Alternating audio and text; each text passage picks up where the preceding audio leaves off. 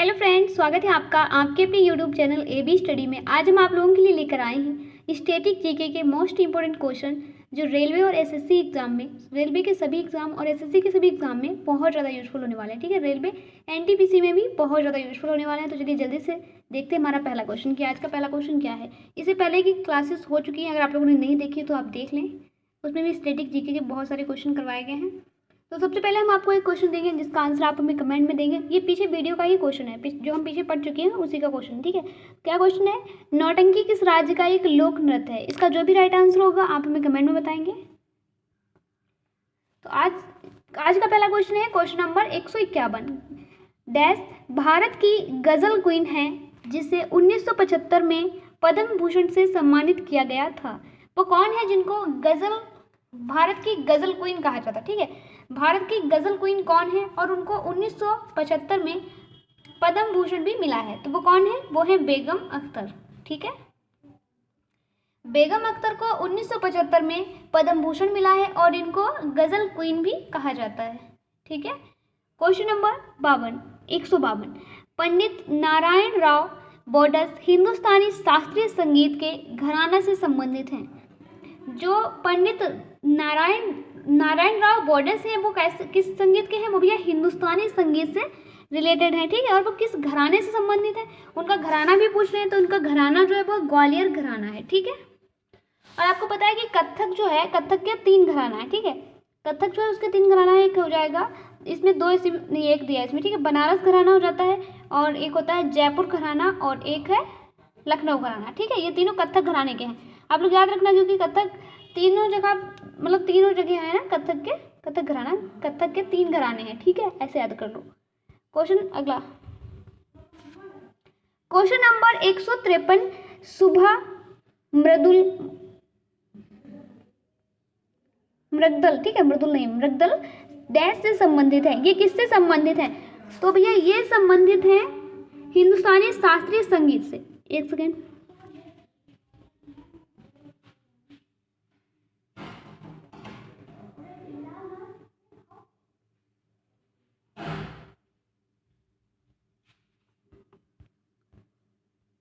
Question number 154। प्रसिद्ध संगीतकार उस्ताद बिस्मिल्लाह खां किस संगीत वाद्य यंत्र से संबंधित हैं? जो उस्ताद बिस्मिल्लाह खां हैं ये किससे रिलेटेड हैं? तो उस्ताद बिस्मिल्लाह खां शहनाई से रिलेटेड हैं और उनको 2001 में भारत रत्न मिला है। और भी है इनका नाम है, जो बिस्मिल्लाह खां है उनको 2001 में पद्म भूषण मिला और शहनाई से रिलेटेड है। ठीक है, क्वेश्चन अगला देखो, क्वेश्चन नंबर 155।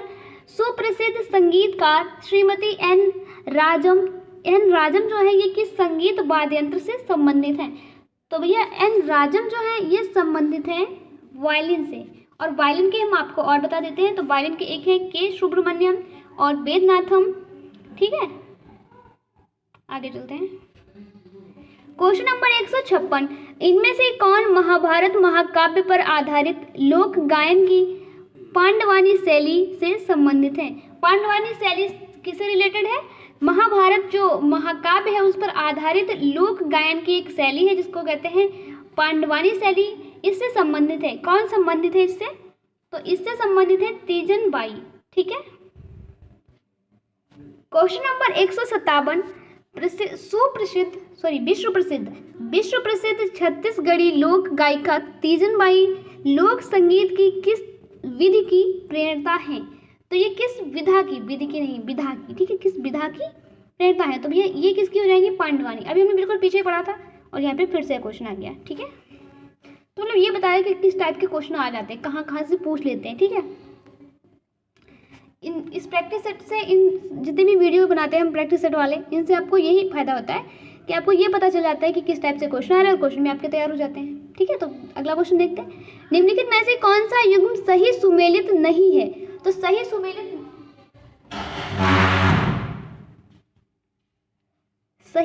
नहीं है। कौन सा सही सुमेलित नहीं? कलाकार के लिए वाद्य यंत्र, मतलब कौन सा कलाकार है जो वाद्य यंत्र से रिलेटेड नहीं है?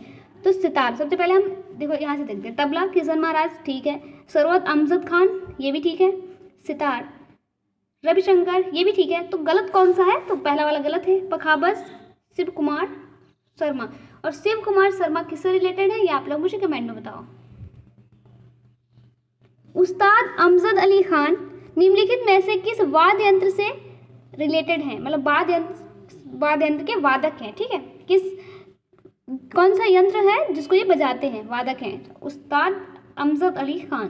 तो उस्ताद अमजद अली खान सरोद वादक हैं और शहनाई के अभी हमने आपको बताया बिस्मिल्लाह खां, और इसके चौरसिया, पूरा नाम बताना आप लोग क्या है चौरसिया का, ठीक है, संतूर। तो संतूर का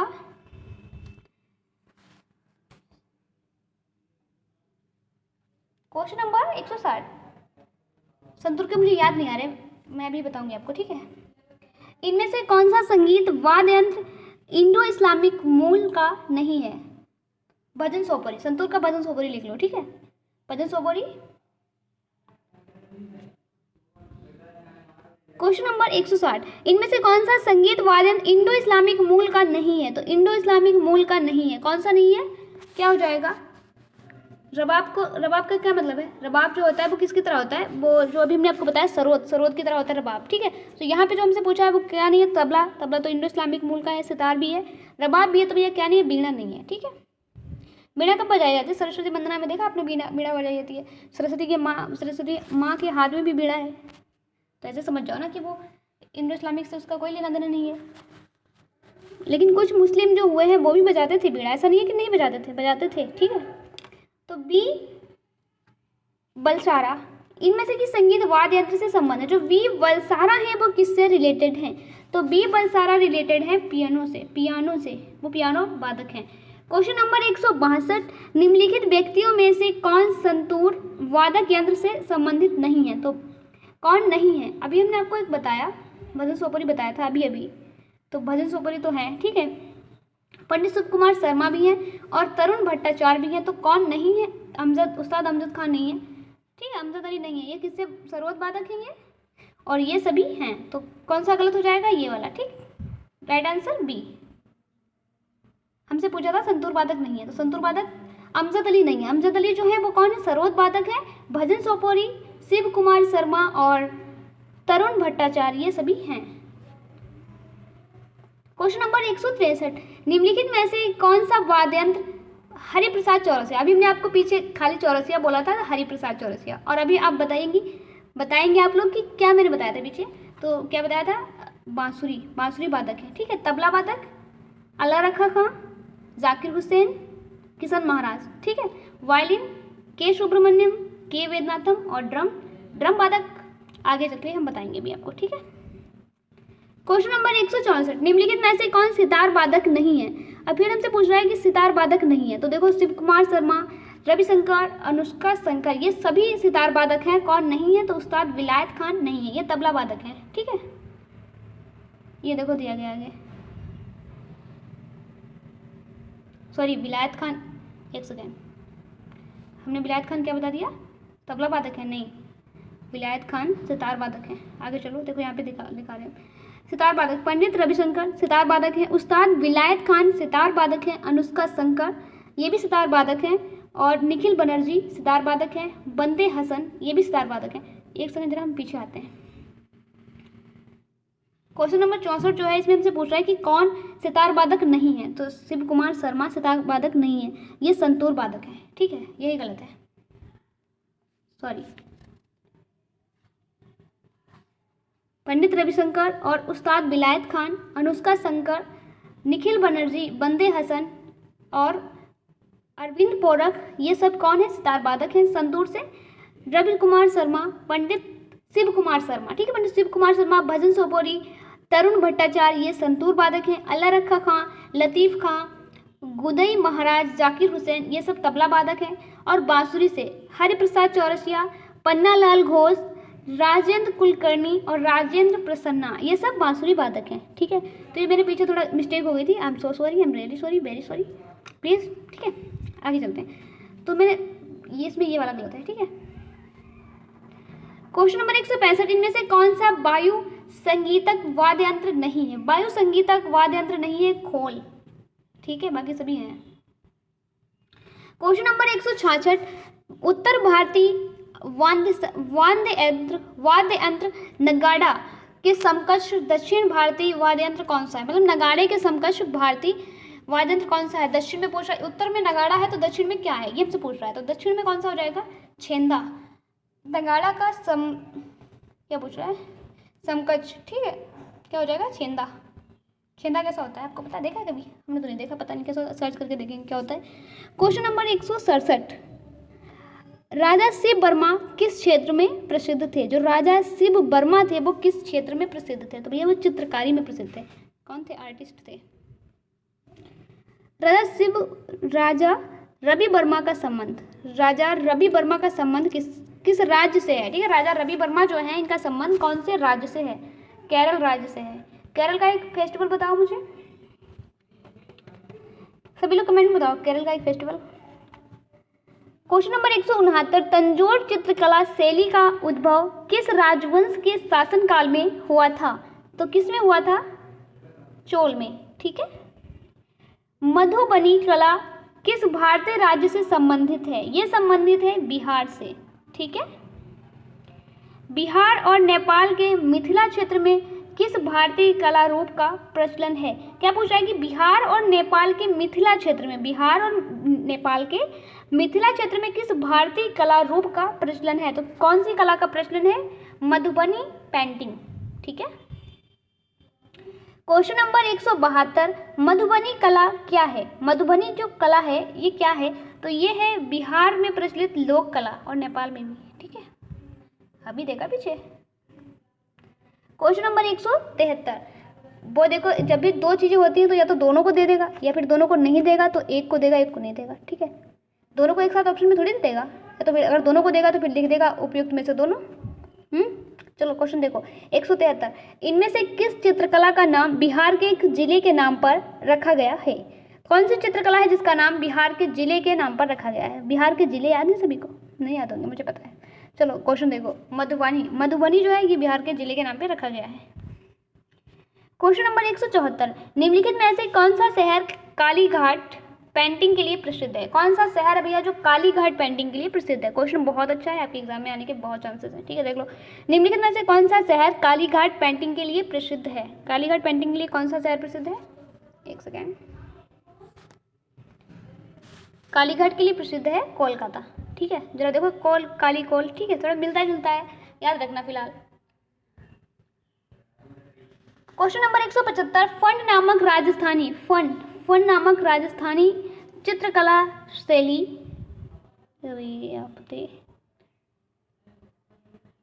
चित्रकारी का डैश का रूप है, मतलब चित्रकारी का रूप है, कौन सी चित्रकारी का रूप है? तो ये पूछा गया है, तो धार्मिक चित्रकारी का रूप है, ठीक है। अगला क्वेश्चन, घरों के बाहर फर्श को सजाने के लिए कला की निम्न में से किस शैली का उपयोग किया जाता है? कौन सी शैली का प्रयोग किया जाता है? फर्श सजाई जाती है, क्या बनता है? रंगोली बनती है ना, रंगोली बनाई जाती है वहाँ पे, तो उसको कहते हैं कोलम, कोलम नाम है। थानका चित्रकला में सूत या रेशम से बने कपड़ों पर भगवान डैश के चित्र बनाए जाते हैं, बने होते हैं, बनाए जाते हैं, बने होते हैं, चित्र बने होते हैं। कौन से भगवान के चित्र बने होते हैं? रेशम या सूत के कपड़े पर, और कौन सी चित्रकला में? थानका चित्रकला में। तो क्या हो जाएगा आंसर? बुद्ध। थानका चित्रकला में सूत या रेशम से बने कपड़ों पर भगवान बुद्ध के चित्र बने होते हैं, ठीक है। क्वेश्चन नंबर 178, राजस्थान के किस समुदाय ने पिछली 3 शताब्दी से ब्लॉक प्रिंटिंग को जारी रखा है? ब्लॉक प्रिंटिंग, क्या मैंने बोल दिया था पहले, ब्लॉक प्रिंटिंग को जारी रखा है। किसने जारी रखा है? तो जारी रखा है भैया छिप्पा नाम के एक समुदाय है उसने, ठीक है। क्वेश्चन नंबर 179, वारली लोक चित्रकारी किस राज्य की लोक कला का एक रूप है? जो वारली है वो लोक चित्रकारी और किस राज्य की लोक कला का एक रूप है? तो क्या हो जाएगा आंसर? महाराष्ट्र। वारली जो है महाराष्ट्र की लोक चित्रकारी का एक रूप है, ठीक है। लखनऊ कढ़ाई की, जो लखनऊ है वो कढ़ाई की किस पारंपरिक कला के लिए प्रसिद्ध है? किस कला के लिए प्रसिद्ध है लखनऊ? फुलकारी के लिए? नहीं, फुलकारी के लिए नहीं, चिकनकारी के लिए, ठीक है। क्वेश्चन नंबर 181, कौन सा भारतीय शहर कढ़ाई की कला चिकनकारी के लिए प्रसिद्ध है? अभी हमने क्वेश्चन देखा कि लखनऊ जो है वो चिकनकारी के लिए प्रसिद्ध है, ठीक है। अगला क्वेश्चन देखो, क्वेश्चन नंबर 182, म्यूरल पेंटिंग का भारत में विकास डैश तक हुआ। जो म्यूरल पेंटिंग्स है उनका विकास भारत में किस हद तक हुआ है, कहाँ तक हुआ है, मतलब कौन सी शताब्दी तक हुआ है, हद तक नहीं, ठीक है, कौन सी शताब्दी तक हुआ है, तो दूसरी शताब्दी ईसा पूर्व से 10वीं शताब्दी तक हुआ है, ठीक है। द लास्ट सफर नाम का प्रसिद्ध चित्र किसने चित्रित किया? जो द लास्ट सफर नाम का एक चित्र है वो किसने चित्रित किया है? तो वो चित्रित किया है Leonardo da Vinci, Leonardo da Vinci ने किया है, ठीक है। क्वेश्चन नंबर 184, किस समकालीन चित्रकार ने महात्मा गांधी पर चित्रों की एक श्रृंखला बनाई है? महात्मा गांधी के चित्रों पर क्या किया, एक श्रृंखला ही बना दी है, ठीक है। तो किसने बनाया ये सब? ये बनाया अतुल डोंडिया ने, ठीक है। क्वेश्चन नंबर 165, 85, क्या बोल रही हूँ मैं, 65 नहीं 85। क्वेश्चन नंबर 185, पेरियल चित्रकला की एक शैली है। पेरियल जो है वो क्या है, एक चित्रकला की शैली है जो हाल ही में सुर्खियों में रही, इस या किस राज्य से संबंधित है? जब हाल ही में बड़ा राज्य है तो समझ जाओ आपके अगले एग्जाम में जो क्वेश्चन बनेंगे ना करंट अफेयर से, वो इसी से बन जाएंगे। देख लेना, ये क्वेश्चन आ भी सकता है नहीं भी आ सकता, मतलब कोई 100% तो नहीं कह सकता कि आ ही जाएगा, लेकिन आ सकता है, ठीक है। तो क्या हो जाएगा, तेलंगाना, बहुत कुछ कर दिया तो तेलंगाना, ठीक है। जो चेरियल चित्रकला की एक शैली है वो तेलंगाना में प्रसिद्ध है, ठीक है, वहाँ से संबंधित है। क्वेश्चन नंबर 186, कलमकारी चित्रकला का प्रमुख केंद्र है। कलमकारी चित्रकला का प्रमुख केंद्र कहाँ पर है? तो ये है आंध्र प्रदेश में, कलमकारी आंध्र प्रदेश में, ठीक है। अभी आपके एनटीपीसी के एग्जाम में बहुत टाइम है, तब तक आपका रिवीजन भी होगा, बढ़िया आराम से पढ़ते रहो तब तक, ठीक है। क्वेश्चन नंबर 187 है, फुलकारी भारत के किस राज्य की प्रसिद्ध कढ़ाई है? भैया फुलकारी देखो, पहले हमसे पूछा था चिकन तो उत्तर प्रदेश, वहाँ की थी, उत्तर प्रदेश की नहीं, कहाँ की थी, लखनऊ की थी, ठीक है। ये कहाँ की है, पंजाब की है फुलकारी, ठीक। गुजरात की पारंपरिक बुनाई को डैश के रूप में जाना जाता है। जो गुजरात में बुनाई की जाती है उसको किस नाम से जाना जाता है? उसको जाना जाता है पटोला, ठीक है। पटोला नाम जो है, पटोला बुनाई है गुजरात की, फुलकारी है पंजाब की, और लखनऊ की है चिकन, ठीक है, सही है। क्वेश्चन नंबर 189, भारत का पहला पोशाक संग्रहालय किस राज्य में स्थित है?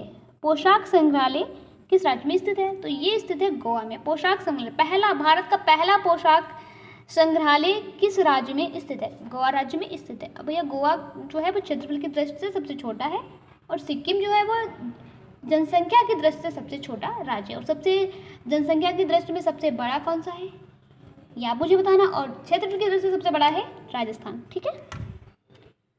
थोड़ा हिस्ट्री का भी आ गया, चलो क्वेश्चन देखो। 190, दुल्हनों द्वारा पहनी जाने वाली पोटलाई पोशाक किस राज्य से संबंधित है? पोटलाई मतलब कहाँ पे दुल्हनों को, ठीक है, दुल्हन जो होती है ना, दुल्हन, उनको एक पोशाक पहनाई जाती है जिसका नाम है पोटलाई पोशाक। वो किस राज्य में पहनाई जाती है? तो मणिपुर की जो दुल्हन होती है वो कौन सी पोशाक पहनती है? पोटलाई पोशाक। हमारे वहाँ क्या पहनती है, बताओ क्या पहनती है हमारे वहाँ? दुल्हने क्या बोल रही हूँ मैं। क्वेश्चन नंबर 191, इस क्वेश्चन का आंसर आप बताएंगे मुझे। क्वेश्चन क्या पढ़ लेते हैं, वह कपड़ा कौन सा जिसे भारत के स्वतंत्रता संग्राम के प्रतीक होने का गौरव प्राप्त है? तो भैया ये तो सबको दिख जाएगा ना क्या है, लेकिन मैं बताऊंगी नहीं क्या है, ठीक है। इस क्वेश्चन का आंसर आप लोगों को देना है, सभी को देना है, ठीक है। वीडियो अच्छा लगा तो लाइक करें, अपने फ्रेंड के साथ शेयर करें, चैनल पे पहली बार आए हैं तो अभी सब्सक्राइब कर लें, और मैंने कोई भी गलती की हो तो प्लीज़ मुझे बताएं, आगे से मैं सुधारने की कोशिश करूँगी, क्योंकि मुझे लगा नहीं, वो मैंने सुधार भी दिया था तुरंत ही पीछे जाके, क्योंकि वो गलती से हो गया था, ठीक है। गलती किसी से भी हो जाती है, ठीक है। तो ठीक है, चलते हैं, फिर मिलते हैं अगली वीडियो में इसी तरह के क्वेश्चंस के साथ, और गलतियाँ क्यों तो बताना, ठीक है, बाय।